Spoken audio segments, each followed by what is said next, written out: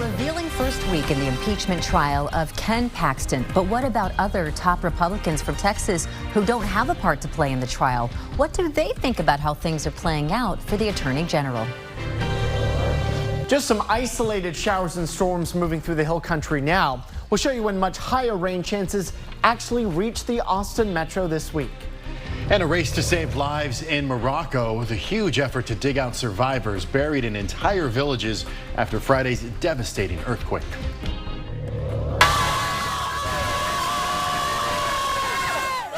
Well, it was quite the party overnight on the University of Texas campus to celebrate the Longhorns' victory over Alabama. Some students even decided to take a dip in the Littlefield fountain. Fans even stayed out until close to 3 in the morning when members of the team said that they would meet on the South Mall after arriving home victorious from Tuscaloosa. And the hype will carry us all the way through the week, I think. Today, the Associated Press top 25 rankings bumped the Longhorns up 7 spots in the rankings to number 4 in the country. That is the highest they've been in years. Alabama, by the way, drops to number 10. Roger Wallace is back from the road and will have much more reaction from last night coming up in sports. This week here in Austin, the continuation of the Senate impeachment trial of suspended Attorney General Ken Paxton. On Friday, Lieutenant Governor Dan Patrick, who was presiding over the trial, said the trial was more or less at the halfway mark. We've already heard testimony from whistleblowers such as the former First Assistant Attorney General Jeff Mateer. And so far, witnesses have given their accounts connected to allegations that Paxton misused his office and what that allegedly had to do with real estate developer Nate Paul. Both Paxton and Paul have denied any wrongdoing. And with week 2 set to start tomorrow, it is clear that we are in for more drama. Paxton and his supporters have tried to point the finger at politics. Our Capitol correspondent Monica Madden highlights some of the reaction from Republicans not involved in this process. Well, it's deeply disturbing. The allegations that have been made, some of the evidence, I've been watching it off and on. Texas's senior U.S. Senator and former Attorney General himself says he has major concerns about evidence laid out in the trial last week. And he's not the only Republican outside of the Texas legislature to weigh in. Former Congressman Louis Gohmert released an op-ed Thursday titled, "Ken Paxton is not a victim." Gohmert also challenged Paxton in the 2022 primary. He writes, "I've fought 2 unjust impeachments of President Trump. I've seen corrupt prosecution. Pursuing Paxton is not." Cornyn shared that sentiment. You know, having been a veteran of 2 impeachment trials myself here recently, it's a unique process, but I think it's unfolding the way it should. And I think the Lieutenant Governor has done a good job making sure that it's not an overly politicized process and that Attorney General Paxton gets a fair hearing, but also the whistleblowers who claimed he was performing illegal acts get a fair hearing too. Paxton denies all wrongdoing and pleaded not guilty to all 20 articles of impeachment on day 1. He hasn't been at the trial since then, a day when dozens of supporters showed up to rally around the suspended AG. Monica Madden, KXAN News. And you can watch the entire Senate trial each day on our website, KXAN.com. Check out the Paxton impeachment section and be sure to check out our special wrap section of this first week with more in-depth coverage of what top witnesses who used to work for the AG's office have said on the stand. Look under the State of Texas tab on KXAN's homepage. Another top Republican Texan in Congress and local congressman is slamming a fellow Republican over holding up hundreds of military nominations and promotions. Speaking to CNN's State of the Union today, Representative Michael McCall called on Alabama Senator Tommy Tuberville to reconsider his hold on actions, saying that he is paralyzing the Department of Defense.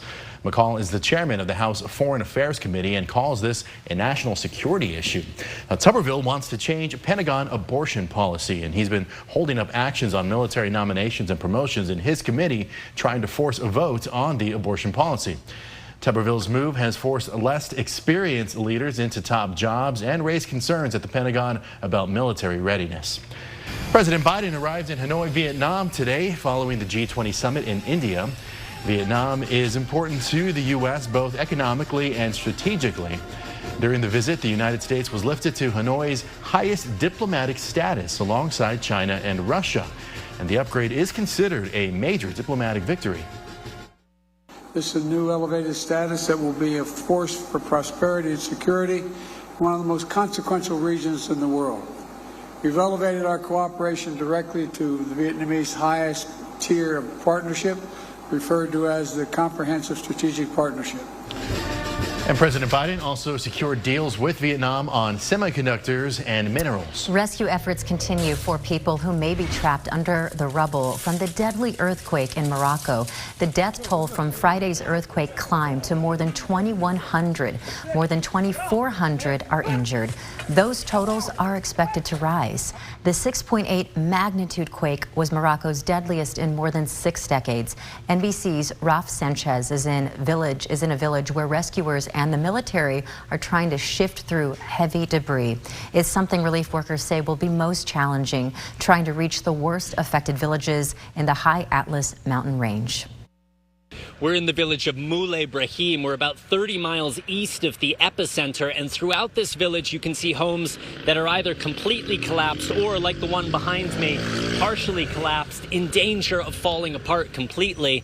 This village was home to about 3,000 people, but locals tell us some 40 of them were killed in the early hours after the quake on Friday. That means more than 1% of this village lost their lives, and they are part of a growing national death toll that has now crept above 2,000 people.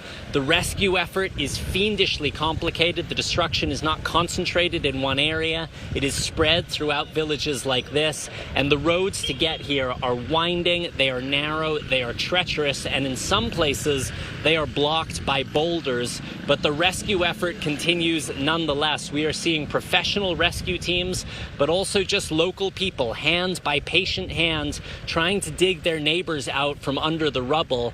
There was a rescue in this village yesterday, a person found underneath the remains of a house, and that is giving people hope that there may be more survivors. We are still in that so-called golden window, that 72-hour period when you have the best chance of finding people alive. But this rescue operation becomes more desperate by the hour. Raf Sanchez, NBC News, Moulay Brahim, Morocco. First warning weather with meteorologist Nick Bannon. Back closer to home, we're taking you to Granite Shoals from our Whittlesey Landscape Supplies camera there, where it is a hot but not as hot 98 degrees. We're looking out to the west where there are some scattered showers that were thunderstorms that are weakening now as they move through Mason, western Llano, and into portions of Gillespie County. Still the chance for a spotty little shower in the hill country, but most of us will miss out on rain again here today. We're in the upper 90s now in Austin at 98. You can see mid to upper 90s everywhere. Only Luling at 100 right now. It's still going to be a very warm evening by at least the standards of this time of year. Just a few clouds around and low 10% rain chances for the hill country, drop to 0 by 11 o'clock tonight. Temperatures drop from the mid 90s into the mid 80s here by 11. Coming up in first warning weather, are we done with 100-degree days for now? I'll show you the latest numbers. We'll update you on the rain chances and rainfall projections as things get wetter this coming week. Nick, thank you so much. Austin-based Live Strong Foundation celebrated the 27th annual Live Strong Challenge today. The organization sent us images of the walk, run, and ride to support the nation's 17 million cancer survivors. Nearly 2,000 took part, participating in the 27th Live Strong Challenge, an inspiring walk, run, ride to support cancer survivors and their families. Well, the spirits of Longhorn fans flying high right now following last night's historic win in Alabama. What the team has to say about looking ahead to their next challenges, that's coming up in sports. But first, checking in on the state after a software issue shut down driver licenses offices and frustrated Texans.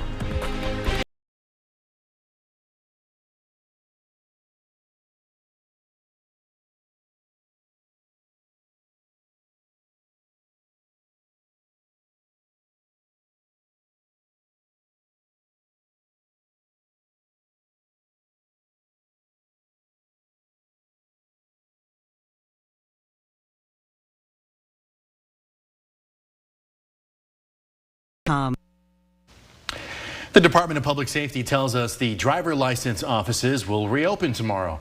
A software update last weekend over the Labor Day holiday caused a number of offices to close this past week. DPS is contacting people to reschedule. They asked that if you lost your slot, just email DPS to get rescheduled. Well, if you still haven't taken advantage of it, Austin Restaurant Week runs through next Sunday. A portion of the proceeds goes directly to the Central Texas Food Bank. Now, this includes participating restaurants from South Austin to Manor, all the way up to the Northwest Austin Cedar Park area. We have more information on where you can dine out and participate at KXAN.com. And some hot times happening right now at the Austin Chronicles 33rd Annual Hot Sauce Festival in South Austin. In addition to some fiery creations, you can check out some fun local music. Tickets also benefit the Central Texas Food Bank, and the festival runs until 9 o'clock tonight. We tied the record high at the airport today, getting to 100.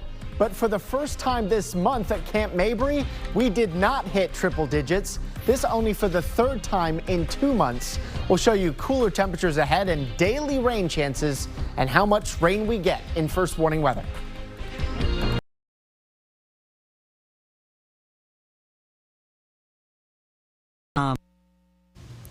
Well, extreme heat and frozen treats go hand in hand, and a Round Rock business is breathing new life into the traditional ice cream truck model.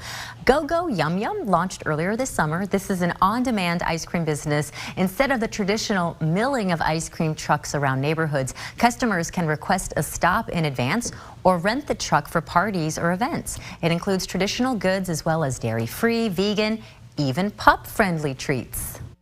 The ice cream truck is the place that kids can be kids and adults can be kids. And that's been really rewarding too, is seeing adults just get so excited over the ice cream truck.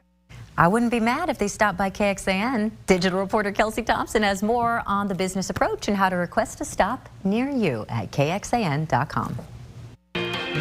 First warning weather with meteorologist Nick Bannon.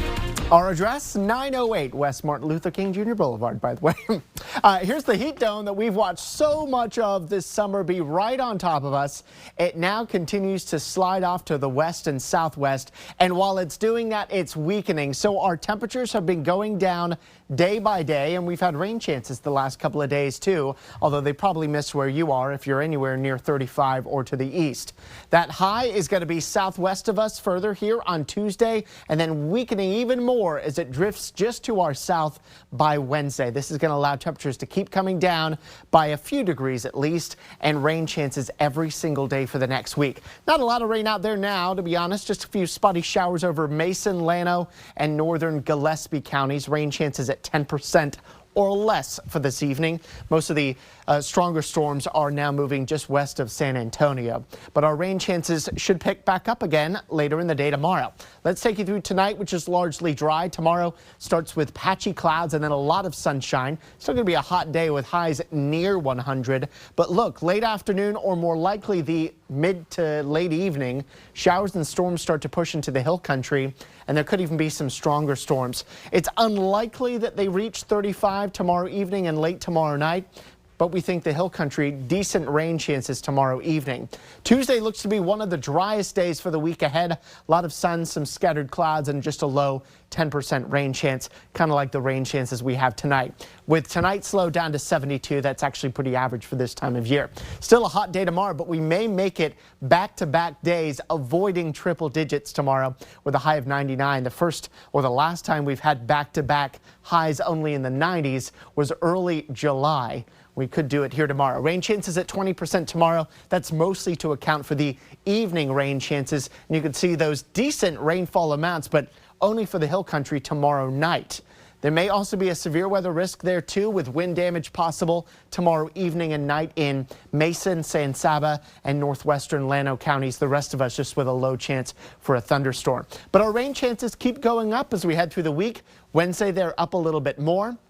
The wettest days of the week now appear to be Thursday and especially Friday and Saturday of next weekend before those rain chances start to shift down to the south of us by next Sunday. So we kind of keep pushing off the wettest days, but they still appear on track to finally make it here later in the week, Thursday, Friday, and Saturday with those best rain chances. Still, rainfall amounts haven't changed much over the next 7 days, 1/2 inch to 1.5 inches with localized amounts more than 2 inches. You see, our highs every single day of the next 7 are not in the triple digits. That is lovely, and even highs in the low 90s by Friday into next weekend.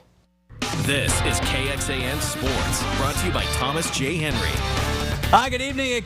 Quite a Saturday night in Tuscaloosa, Alabama for Texas, their highest-ranked road non-conference opponent since going to number 2 Notre Dame in 1954. Horns managed the more than 100,000 at Bryant-Denny Stadium, where Alabama had a 21-game win streak, and for Sark, a special place where he was an assistant and an analyst in 2 different stints. Fourth quarter was the difference. Longhorns lose their lead, and they grab it right back. Quinn Ewers to A.D. Mitchell, and they're up 20-16. And then it is Jalen Milroe. First play after that, picked by Jaron Thompson. Longhorns get 2 takeaways. They do not turn it over for a second straight week. And right after the interception, Jonathan Brooks punches it in. What a turn of events. In 3 plays, they score 14 points and get an interception. So suddenly the Longhorns have a 2-score lead, but Alabama, yeah, they can't believe it. They bounce back. They get a score. They get a 2-point conversion. So back to a 1-score game. And how about Quinn Ewers' night? 2 over-the-top touchdowns, something that's eluded him. Mitchell again. The Georgia transfer has 6 catches in 2 games, 3 for touchdowns, and the Longhorn defense, they had struggles at times with Milroe, other times closing in. How about the freshman Anthony Hill in on a couple of sacks? And from there, over 7 minutes, they iced the game away. Jonathan Brooks, one of a couple of big first downs, and Texas gets out of there with a 10-point win. They're now number 4 in the country, their highest ranking since they played Alabama for the national championship back in that 2009 season. What I was proud of is that they believed in the plan, and even when it got dicey, we fell behind 16-13. I loved the response and the grit and the perseverance our guys showed. I think the ball obviously was a huge factor tonight, which I thought coming in. 2-0 from a turnover perspective, that played a huge factor in the game. And then ultimately, getting the ball with 7 minutes to go at the end of this game and finishing the game with the ball in our hands and never giving it back to them. That's an explosive team. So for us to possess it, I thought it's just kind of indicative of how far we've come. Our ability to rebound when things don't go our way in the second half, and then our ability to finish games on the road, to possess the ball and finish it out. I got to see my mom and dad, and just from all they've done for me, to see the smile on their faces and how fired up they were, it's definitely going to be a moment I'm going to remember forever. And yeah, it's going to be pretty cool to talk back on. We showed college football that we're something to reckon with, that we built this and we had that foundation, and I feel like we got something going. Based on the games that we played in the past or the seasons we had in the past, some people try not to believe our hype, or they don't want to get let down. And to them, I would just say, have faith in us. 52-1 walking in this stadium here over the last 53 games. So I think it just shows a lot about kind of what we're capable of. And like I said, coming into the game, this game's not going to define our season. We got 10 more regular season games to play, but I think it does serve as a good benchmark for us of kind of what we're capable of and what the potential of who we can be as a team moving forward. Yeah, Vince Young there reminds you back to 2005, that win at Ohio State. Now they have to deal with all the hype that goes with a win like this, and they get back to work this week. For Wyoming on Saturday, Cowboys, of course, won against Texas Tech before winning last night against Portland State. Break time, and then first full day of NFL action and the debut for D'Amico Ryans and his rookie quarterback.